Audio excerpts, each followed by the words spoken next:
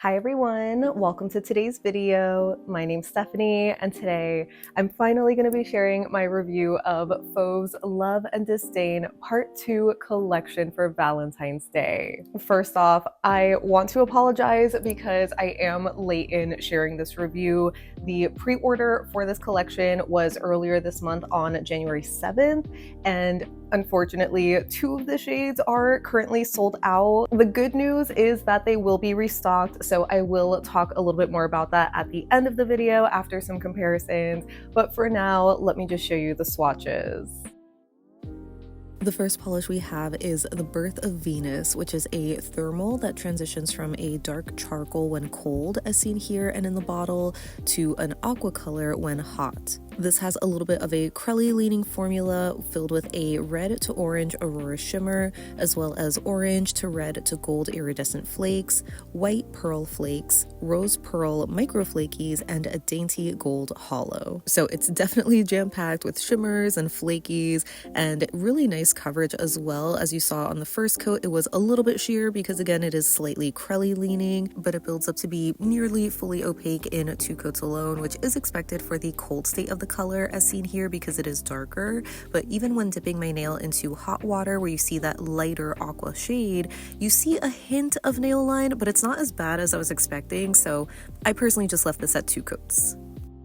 Next we have Heart-Shaped Box, which is a trithermal. This one transitions from a blackened berry when cold, as seen in the bottle, to red when warm, to a purple pink when hot. And this is also filled with a red to pink to purple iridescent flaky and black microflakes. As I'm sure you can tell, this one has more of a squishy jelly kind of formula, a little bit more on the glassy side. Still fairly pigmented on the first coat, but I definitely would recommend doing at least a second for more coverage and pigmentation on the base color. Since this is super packed with those flakies, it can be a little finicky to apply where you might need to do some dabbing or manipulation, but I didn't struggle too much with it. Here you can see the cold state of the color, which is that blackened berry shade, and once I dipped my nail into warmer water, you see this more orchid or purpley pink sort of color, but I kind of had a hard time seeing the transition shade in between them, so it wasn't until I dipped my nail in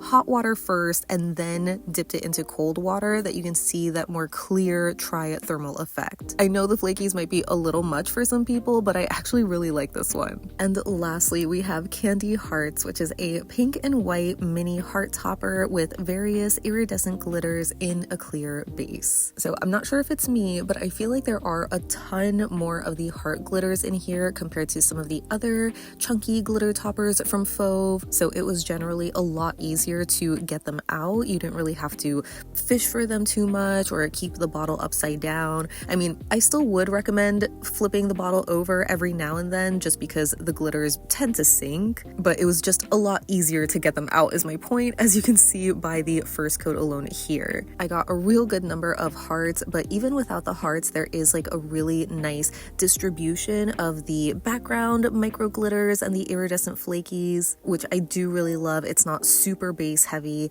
and yeah, I'm going to be showing this over white and black just so you can see how they look. Obviously, the white heart glitters get a little bit lost over the white base. I think over black it gives it a fun vibe, but I also wanted to layer this over a little skittle of other Fauve shades. So from pinky to pointer, I'm wearing Baroque Blooms, Crown of Flowers, Atmospheric, and Arabesque. I decided to go with 2 darker kind of shades and 2 lighter ones, and no surprise, my favorite is how Candy Hearts looks over Atmospheric. I think it is just such a cute color combination. I will definitely be wearing this again, but I do also love how it looks over Crown of Flowers, being that really vibrant hot pink. I also have 2 minis from Black Friday, which I think were gift with purchases but are on the website now. This first one here is Frosted Gingerbread, which is a bronze metallic microflake base with a silver magnetic shimmer. This had a decently full coverage formula, as you can see on the first coat. Of course, having the skinny mini brush against my massive nail can be a bit tedious to paint, but I managed to get this pretty much opaque in just 2 coats alone. As you can tell, it is is super packed with those micro metallic flakies, but the base is also decently pigmented, and since it slightly skews towards a darker color, I feel like it's opaque enough for me on 2 coats with the cat eye effect, but there is a little bit of squishiness where you might see some visible nail line. But you don't see much of it in the velvet or unmagnetized states as seen here, and I really liked how this kind of transformed where you obviously see more gold or silver depending on how you wear it. And the other mini is Winter Chill, which is a clear base that's loaded with various sized silver holographic glitters, blue to violet large particle shimmer, and a blue to aqua iridescent flaky. This one is so incredibly sparkly. I think it has such a perfect name too, like you really get those icy or frosty winter vibes. As you can see, this is very densely packed on the first coat alone. I guess you could use this as a topper, but I decided to build it up on its own because I just thought it was too densely packed, at least for my taste when it comes to toppers.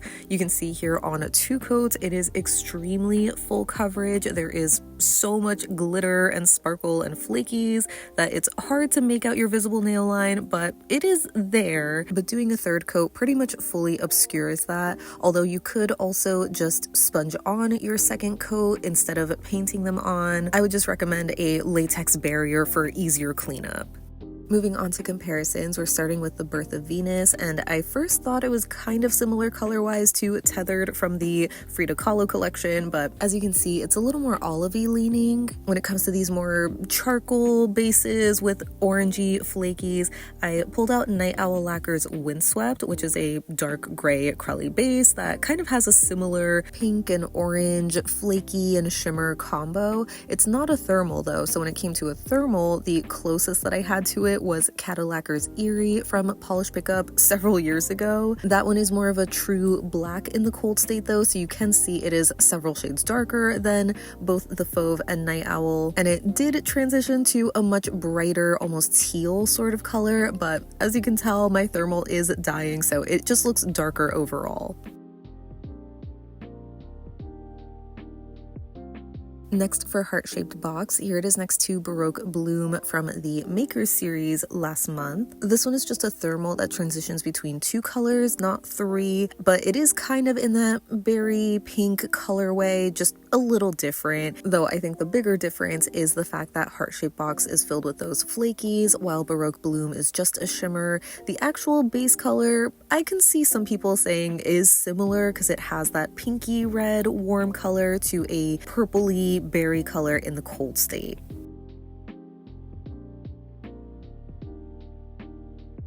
I did also want to show this next to Cracked Polishes Without a Cause, which is a magnetic, so it's a totally different finish, but just in the bottle, I thought they kind of had a similar colorway, if that makes sense. So this is mainly for color reference, and when it came to trying to recreate heart-shaped box, obviously I wouldn't be able to recreate the tri-thermal effect, but at least when it came to the cold state, I thought I could layer Cirque's Wine Jelly along with Holo Taco's Solar Unicorn Skin and Cracked Polishes Mascara Flakes. Wine Jelly on its own is a bit more of a true kind of red color, so there is a little bit more of a berry tone in the Fauve, but the flaky combo is somewhat closer. I think Holo Taco is a bit more golden.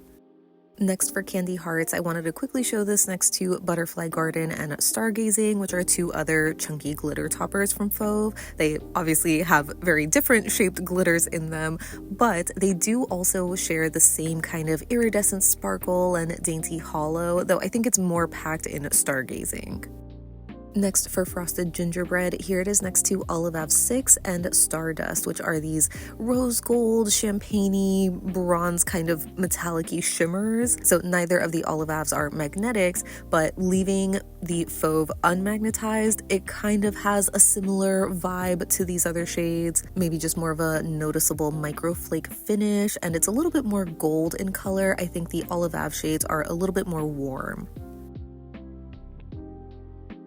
but when it comes to actual magnetic comparisons, I immediately thought of a couple from ILNP. So I have Reindeer Crossing on the left from the Santa's Workshop collection. It's more of a milk chocolate brown jelly base that has these gold metallic microflakes and a silver magnetic shimmer. And then Sandbar on the right from a couple of summers ago, which is this sandy golden kind of jelly base with another silver metallic shimmer. But again, I feel like the ILNP shades are a bit warmer. So I thought I could try to recreate the Fauve by using 2 coats of Mooncat's The Trouble with Immortality, which is a bronzy metallic shimmer kind of color, and layering 1 coat of Holo Taco's Magnetic Taco on top of that. And it was pretty close. I would say visually they kind of have the same effect, but color-wise, Frosted Gingerbread is still a little more gold.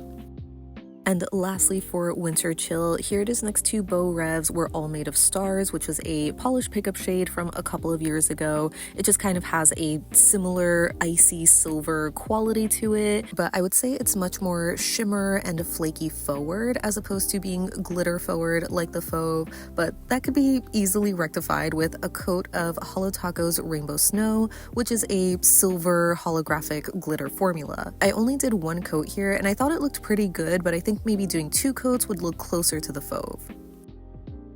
So that wraps up my swatches and comparisons of Fauve's Love and Disdain Valentine's Day trio. As always, I would love to know what you think of these releases because, as expected, Candy Hearts is my favorite. I let out the most dramatic gasp when I first saw it, and I was just so excited to try it myself. And I was really excited too that I had just recently made room in my toppers drawer to fit it. But as far as the thermals go, I mean, they were really nice. I was generally surprised by how much I liked heart-shaped box because just seeing it in the bottle, I thought it was maybe gonna be a little too much for me, but I just really enjoyed the color transitions that it has, even if the thermal isn't as sensitive to my body temperature alone. I don't know if that's a thing with tri-thermal specifically, but it's just something I've noticed with a couple of the ones from Fauve. The only other tri-thermal I remember trying is Cirque's Lost Berry from a few years ago, and I could have sworn that that had like a little bit more sensitivity when it came to just my body temperature,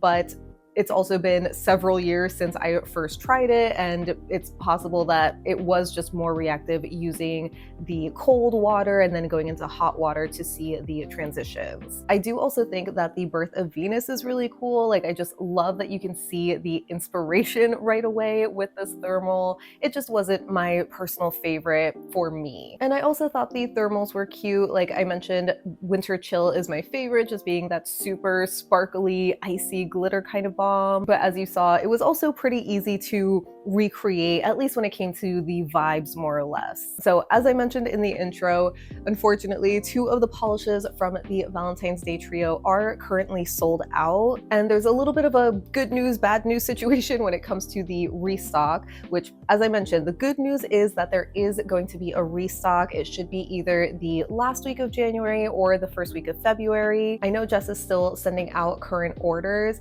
and I know this is like on the website, but in case you did order and you forgot, or you're just new to Fauve, this is a one-woman show, and she usually operates on a pre-order window of about 4 to 6 weeks, which means that once the restock does come, it unfortunately won't be in time for the holiday. So I'm so sorry if anybody was waiting on my review to pick any of these up for the holiday specifically. If you keep up with my channel, I'm sure you've already seen how many videos I've been putting out lately. There are just so many things in my schedule, and I honestly just completely forgot about the turnaround time that Fauve has, how far away or how close Valentine's Day is. And for whatever reason, I just scheduled my Fauve video to go up much later than I should have done. So I'm really sorry about that. But again, they are going to be restocked. These are not limited edition in that way. So hopefully you still enjoyed my review of these.